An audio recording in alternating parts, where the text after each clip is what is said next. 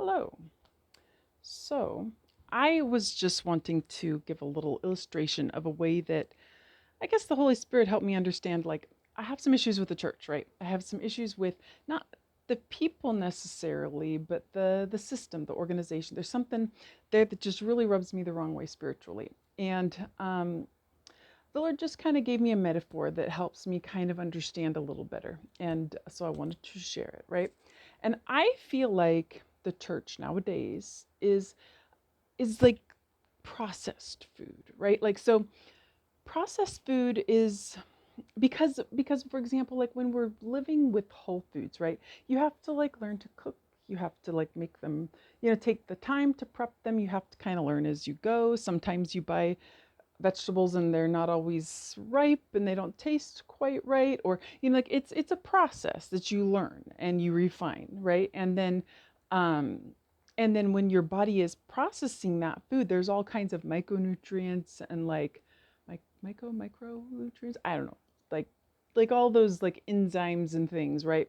That processed food doesn't have because it's pre-processed, right? And I think the church gives us like a pre-process, like we've already done the hard work of this word and we're bringing it down to the actionables, like how do I apply this, right? Which that's kind of part of the whole process of really getting the whole food, right? Like the nutrients and everything, is to go through the messing up and figuring out and letting the Lord speak to us and teach us as we go, right? And so processed food by itself, like if I have a whole food diet, right, for most of the time, processed food here and there, it's not necessarily going to be bad. And sometimes it's convenient, right? Like it's like, oh, I just don't have time today. But if I'm only having processed food, then it can kind of be like a health problem, right? Because I'm never getting those whole foods anywhere. And then if you add to it by itself, it's just like kind of a minor difference, or well, not minor, but kind of a difference, right? But not hugely different. Like a lot of people could live completely on processed food and you'd be most likely probably okay. Like you might not have the same, um, it might not be quite as good, right? But anyway, um, but then you add to like social media and things that go on in our workplaces and all of the things that cares about, those things are like junk food. They're like candy, right? Like they are not good for us. And so the same thing, if you're eating a whole food diet and everything, there are times, and not all of them, some of them are just straight poison, but like some things, like you can have a little bit of that stuff in your life and the whole food is enough to balance it out. So it's not really destructive, right? But if what you have is processed food and junk food, it's going to produce kind of a weak and not as functional kind of faith and belief, right? And the problem is that when we go and we're only exposed to that processed food, that church type of thing, we can think that's all there is because we're not doing it ourselves, and we can like get confused as to why things aren't going the way we thought, because we're not really getting it from the Lord the same way. We're getting it through somebody else. And it's kind of like this is a mixing metaphors, totally the food stuff aside, right?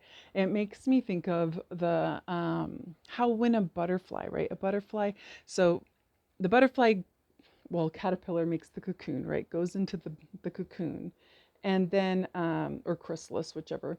And then when it's emerging, right, which is kind of like our faith, right? We go into the cocoon. We're going to be changed. We accept the Lord. We're wanting to follow to become a new creation, right? As we're coming out of the cocoon, right? It's very difficult for a butterfly, right? Like it's a long process, and they found that somebody, would cut it open to see if it would help them, right? You feel bad. It's struggling. It's suffering. We want it to be easier.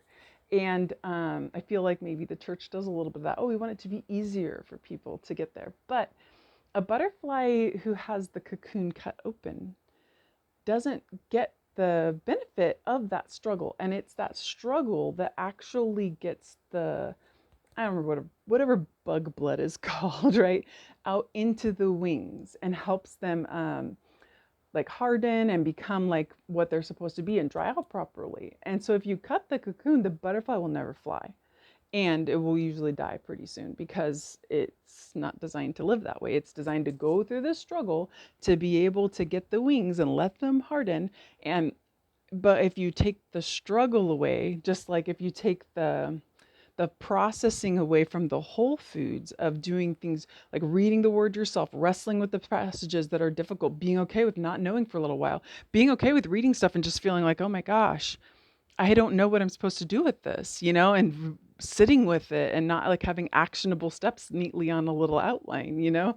Um, that's where the ability to fly comes from, right? That's where our faith is supposed to take us. That struggle is there to give us the ability to fly, right? And I think that the way the church does things, I think that there's just some stuff that's gotten a little wonky, and um, and so they don't understand that they're taking some of that away, right? Because we're really trying to make sure that these aren't struggling and suffering, but the struggle and the suffering is part of what's supposed to happen. So anyway, I guess that's I just wanted to share that, and I'll stop here.